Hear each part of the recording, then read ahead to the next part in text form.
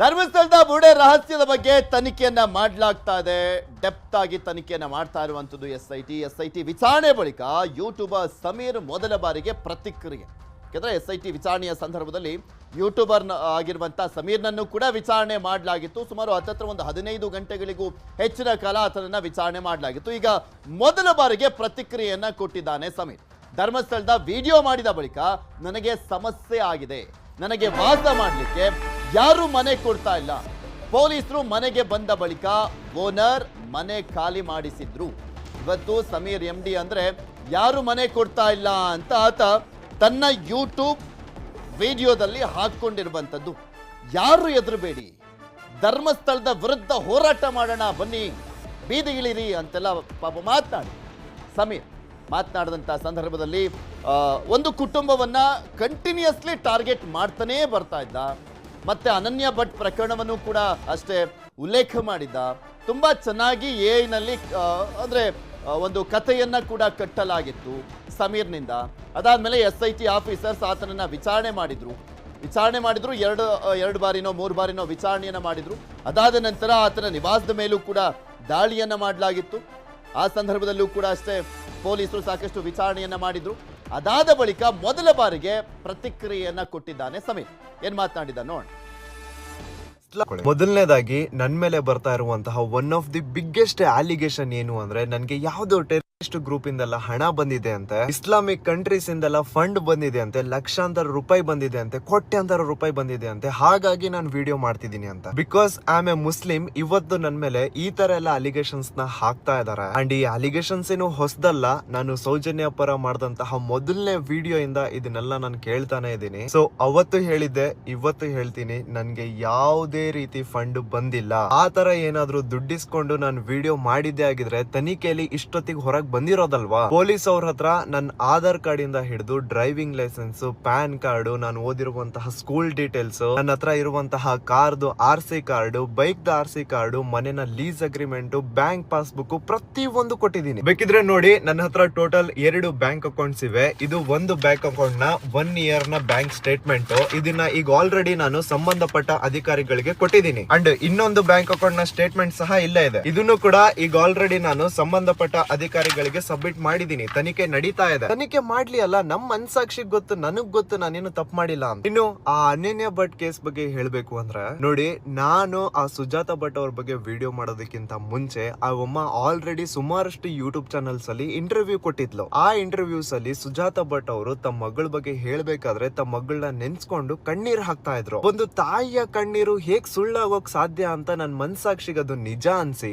ಇವ್ರಿಗಾಗಿರುವಂತಹ ಅನ್ಯಾಯ ಜನರಿಗೆ ಗೊತ್ತಾಗ್ಬೇಕು ಅನ್ನೋ ಉದ್ದೇಶ ಇಟ್ಕೊಂಡು ನಾನು ವಿಡಿಯೋ ಮಾಡಿದೆ. ಅದಾದ್ಮೇಲೆ ಕೆಲವು ಮೀಡಿಯಾದವರು ಆ ಮುದುಕಿನ ಟಾರ್ಗೆಟ್ ಮಾಡ್ಕೊಂಡು 24 ಗಂಟೆ ಅವ್ರ ಮನೆ ಮುಂದೆ ನಿಂತ್ಕೊಂಡು ಬಾಗ್ಲು ಹೊಡ್ಕೊಂಡು ಇಂಟರ್ವ್ಯೂ ಕೊಡಿ ಅಂತ ಮೆಂಟಲಿ ಟಾರ್ಚರ್ ಮಾಡಿ ಏನೇನೋ ಕ್ರಾಸ್ ಕ್ವಶನ್ ಗಳು ಕೇಳ್ಕೊಂಡು ಆ ಅಮ್ಮನ ಕಾಮಿಡಿ ಪೀಸ್ ಮಾಡಿಟ್ರು. ಸುಜಾತ ಭಟ್ ಅವರು ಈ ಹಿಂದೆ ಯೂಟ್ಯೂಬ್ ಅಲ್ಲಿ ಕೊಟ್ಟಿರುವಂತಹ ಇಂಟರ್ವ್ಯೂಸ್ ಅಲ್ಲಿ ತಮ್ಮ ಮಗಳನ್ನ ನೆನ್ಸ್ಕೊಂಡು ಅಳದ್ ನೋಡಿ ಆ ಕಣ್ಣೀರು ಹೇಗ್ ಸುಳ್ಳಾಗೋಕ್ ಸಾಧ್ಯ ಅಂತ ನನ್ ಮನ್ಸಾಕ್ಷಿಗೆ ಅನಿಸಿ ನಾನು ಅದನ್ನ ವಿಡಿಯೋ ಮಾಡಿ ಹಾಕ್ತೆ. ಈಗ ಆ ಕಣ್ಣೀರೇ ಸುಳ್ಳು, ಆ ಕಥೆನೇ ಸುಳ್ಳು ಅನ್ನೋದಾದ್ರೆ ನಾನ್ ಏನ್ ಮಾಡ್ಲಿ? ಲಿಟ್ರಲಿ ಕೆಲವು ಮೀಡಿಯಾದವರು ನಮಗ್ ಇಂಟರ್ವ್ಯೂ ಕೊಡಿ ಅಂತ ಆ ಮುದ್ಕಿಗೆ ಎಷ್ಟು ಮೆಂಟಲಿ ಟಾರ್ಚರ್ ಮಾಡಿದ್ರು ಅಂದ್ರೆ, ಆ ಅಮ್ಮ 2 ಸತಿ ಸೂಸೈಡ್ ಲೆಟರ್ ನ ಬರೆದು ಅಡ್ವೊಕೇಟ್ ಗೆ ಕಳಿಸಿರೋದಿದೆ. ಮಾಧ್ಯಮಗಳಲ್ಲಿ ಸುಳ್ಳು ಪ್ರಸಾರ ಆಗ್ತಿದೆ ಅಂತ ನಾನಲ್ಲ, ಹೋಮ್ ಮಿನಿಸ್ಟರ್ ಅವರ 2 ಸತಿ ಹೇಳಿದ್ದಾರೆ. ಪರ್ಸನಲಿ ನಾನು ಕೂಡ ಅದನ್ನ ಎಕ್ಸ್ಪೀರಿಯನ್ಸ್ ಮಾಡಿದ್ದೀನಿ. ಟೆರರಿಸ್ಟ್ ಗುಂಪುಗಳಿಂದ ಹಣ ಬಂದಂತೆ, ಅನನ್ಯ ಭಟ್ ಅವರ ಫೋಟೋಗೆ ಬೊಟ್ಟಿಟ್ಟಿದ್ ನಾನಂತೆ, ಏನೋ ಷಡ್ಯಂತರ ಮಾಡ್ತಾ ಇದೀನಿ ಅಂತೆ,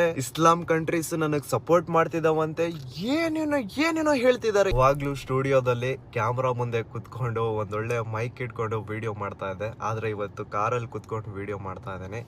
ಹಾನೆಸ್ಟ್ಲಿ ಇರೋ ರೀಸನ್ ಇದ್ದಂಗೆ ಹೇಳ್ಬಿಡ್ತೀನಿ, ಮನೆ ಇಲ್ಲ ಇವತ್ ನನ್ಗೆ. ಯಾವ್ದೋ ಒಂದು ಪುಟ್ಟು ಬಾಡಿಗೆ ಮನೇಲಿ ಇದ್ವಿ. ಪೊಲೀಸ್ ಅವರು ತನಿಖೆಗೆ ಅಂತ ಮನೆಗ್ ಬಂದ್ರು. ಆದ್ರೆ ಕೆಲವು ಮೀಡಿಯಾದವರು ಪೊಲೀಸ್ ಅವ್ರು ಮನೆಗ್ ಬಂದಿರೋದನ್ನೇ ತುಂಬಾ ಕೆಟ್ಟದಾಗಿ ಬಿಂಬಿಸಿ ಮನೆನೆಲ್ಲಾ ತೋರಿಸಿ ಏನೇನೋ ಸ್ಟೇಟ್ಮೆಂಟ್ಸ್ ಕೊಟ್ರು. ಅದನ್ನೆಲ್ಲಾ ಮನೆ ಓನರ್ ನೋಡಿ ಅವ್ರಿಗೂ ಪಾಪ ಗಾಬರಿಯಾಗಿ ಇವತ್ತು ಮನೆ ಬಿಡಿಸಿದಾರೆ. ಬೇರೆ ಎಲ್ಲೂ ಯಾರು ಬಾಡಿಗೆ ಮನೆ ಕೊಡ್ತಾ ಇಲ್ಲ. ಸಮೀರ್ MD ಅಂತ ಹೆಸರು ಹೇಳಿದ ತಕ್ಷಣ ಹೆದರ್ಕೊಂತಾ ಇದಾರ. ನಾನೇನು ಮಾಡಿದೀನಿ, ನಾನೇನೋ ಮರ್ಡರ್ ಮಾಡಿದೀನಿ ಅನ್ನೋ ರೀತಿ ರಿಯಾಕ್ಟ್ ಮಾಡ್ತಿದಾರೆ. 1 ಮಂತ್ ಇಂದ ನಾನು ನನ್ನ ತಾಯಿ 2 ದಿನ ಅಲ್ಲಿ 2 ದಿನ ಇಲ್ಲಿ ಅಂತ ಅಲ್ದಾಡ್ತಾ ಇದೀವಿ. ಇದನ್ನೆಲ್ಲ ನಾನು ನಿಮಗೆ ಹೇಳ್ತಾ ಇರೋದು ನಿಮ್ಮಿಂದ ಏನೋ ಸಿಂಪತಿ ಪಡ್ಕೊಳ್ಳಿಕ್ಕಲ್ಲ, ಇರೋ ಸತ್ಯನೇ ಹೇಳ್ತಾ ಇದ್ದೀನಿ. ಸೊ ನಿಮ್ಗೂ ಅರ್ಥ ಆಗ್ಲಿ ಈ ದೇಶದಲ್ಲಿ ಸಿಚುವೇಶನ್ ಹಿಂಗಿದೆ. ಇಲ್ಲಿ ನೀವ್ ಏನಾದ್ರೂ ಸ್ವಲ್ಪ ಗಟ್ಟಿಯಾಗಿ ನ್ಯಾಯದ ಪರ ನಿಂತ್ರೆ, ಸತ್ಯದ ಪರ ಧ್ವನಿ ಎತ್ತಿದ್ರೆ ನಾಳೆ ನಿಮ್ಗೂನು ಇದೇ ಸಿಚುವೇಶನ್ ಬರೋದು. ಸೊ ನನ್ನನ್ನ ನೋಡಿನೇ ಒಂದು ಪಾಠ ಕಲ್ತ್ಕೊಳ್ಳಿ. ಒಂದಂತೂ ನಿಜ, ನನ್ ಮನ್ಸಾಕ್ಷಿಗೆ ನನಗ್ ನೆಮ್ಮದಿ ಇದೆ. ನಾನು ಸತ್ಯದ ಪರ ನ್ಯಾಯದ ಪರ ಧ್ವನಿ ಎತ್ತಿದೆ ಒಂದು ಹೋರಾಟದ ಭಾಗ ಆಗಿದ್ದೆ ಅಂತ ನನಗ್ ಪ್ರೌಡ್ ಇದೆ.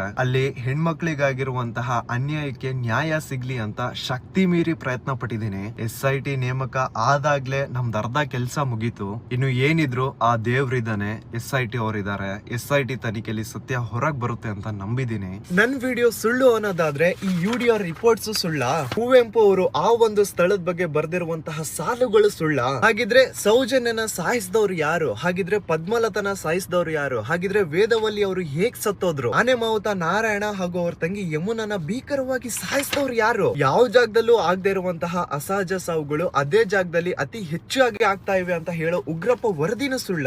ಸೊ ನನ್ ವಿಡಿಯೋ ಸುಳ್ಳು ಅಂತ ಆದ್ರೆ ಇದೆಲ್ಲಾನು ಸುಳ್ಳ? ಹಾಗಿದ್ರೆ ನನ್ ವಿಡಿಯೋ ಸುಳ್ಳು ಅನ್ನೋದಾದ್ರೆ ಈ UDR ಇದೆಲ್ಲದ್ರ ಬಗ್ಗೆ ಇನ್ನಷ್ಟು ಮಾಹಿತಿಯನ್ನ ಕೊಡ್ತಾ ಹೋಗ್ತಾರೆ ನಮ್ಮ ಪ್ರತಿನಿಧಿ ಗಂಗಾಧರ್ ನಮ್ಮ ಜೊತೆ ನೇರ ಸಂಪರ್ಕದಲ್ಲಿ ಜಾಯ್ನ್ ಆಗಿರುವಂಥದ್ದು. ಗಂಗಾಧರ್, ಇಲ್ಲಿ ಸಮೀರ್ ತನ್ನ ವಿಡಿಯೋಗಳಲ್ಲಿ ಹಿಂಗಾಗಿದೆ ಹಂಗಾಗಿದೆ ಇದರ ಬಗ್ಗೆ ಸರಿಯಾಗಿ ತನಿಖೆ ಆಗಬೇಕು ಅಂದಿದ್ರೆ ಒಂಥರ, ಆದರೆ ಆತ ತನ್ನ ಯೂಟ್ಯೂಬ್ ವಿಡಿಯೋಗಳಲ್ಲಿ ಜಡ್ಜ್ಮೆಂಟ್ ಅನ್ನೇ ಕೊಡ್ತಾ ಇದ್ದ.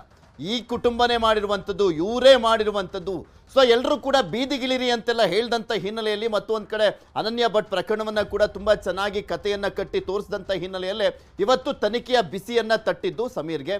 ಈಗ ಯಾವ ರೀತಿಯಾಗಿ ಯೂಟ್ಯೂಬ್ನಲ್ಲಿ ಮತ್ತೊಮ್ಮೆ ತಾನು ಸತ್ಯದ ಪರವಾಗಿದ್ದೇನೆ, ನ್ಯಾಯದ ಪರವಾಗಿದ್ದೇನೆ, ಆದರೆ ಬೀದಿಗೆ ಬೀಳುವಂಥ ಪರಿಸ್ಥಿತಿ ನಿರ್ಮಾಣವಾಗಿದೆ ಅಂತ ಅಳಲನ್ನು ತೋಡ್ಕೊಳ್ತಾ ಇದ್ದಾನೆ ಅಂತ.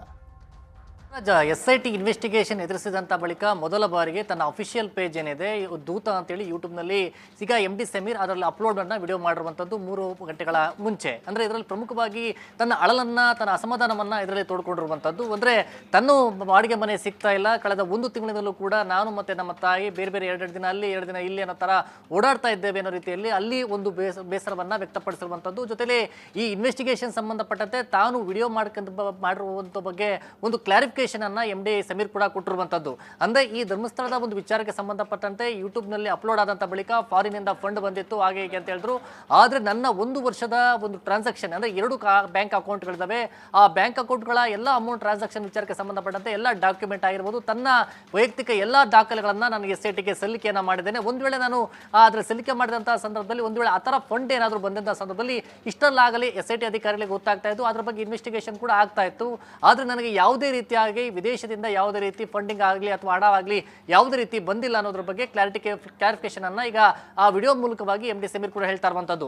ಅದೇ ಇದು SIT ಇನ್ವೆಸ್ಟಿಗೇಷನ್ ಪ್ರೋಸೆಸ್ ಆಗಿ ಬನ್ನೇರುಘಟ್ಟದಲ್ಲಿರುವಂತಹ ಸಮೀರ್ ಅವರ ಮನೆಗೆ 2 ಬಾರಿ ಪೊಲೀಸರು ಬಂದಿದ್ರು, ಇನ್ವೆಸ್ಟಿಗೇಷನ್ ಮಾಡಿದ್ರು. ಸಂಬಂಧಪಟ್ಟಂತೆ ಮಂಜೂರು ಪ್ರಕ್ರಿಯೆ ಸಂದರ್ಭದಲ್ಲಿ ಕೆಲ ವಸ್ತುಗಳನ್ನ ಕೂಡ ವಶ ಪಡ್ಕೊಂಡಿದ್ರು.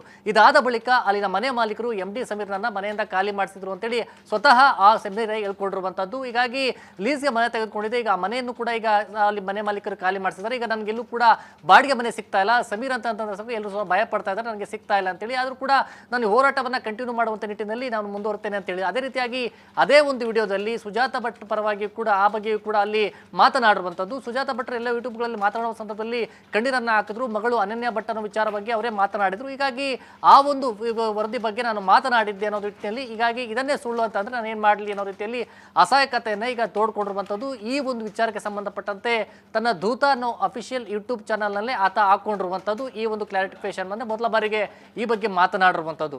ಅಂದರೆ ಈ ಒಂದು ಇನ್ವೆಸ್ಟಿಗೇಷನ್ ಪ್ರೊಸೆಸ್ ಆದಂಥ ಬಳಿಕ SIT ಅಧಿಕಾರಿಗಳು ವಿಚಾರಣೆ ಕರೆದಂಥ ನಂತರದಲ್ಲಿ ಆದಂಥ ಬೆಳವಣಿಗೆಗಳ ಬಗ್ಗೆ ಈಗ ಹೇಳ್ಕೊಂಡಿರುವಂಥದ್ದು. ಆದರೆ ಇಷ್ಟು ಈ ಒಂದು ಎಲ್ಲ ಬೆಳವಣಿಗೆಗಳಾದಂಥ ನಂತರವೂ ಕೂಡ ಇನ್ನೂ ಕೂಡ ನಮಗೆ ಈ ಥರ ಸಮಸ್ಯೆಗಳಾಗ್ತಾ ಇದೆ ಅನ್ನೋ ರೀತಿಯಲ್ಲಿ ಹೇಳ್ಕೊಂಡಿರುವಂಥದ್ದು.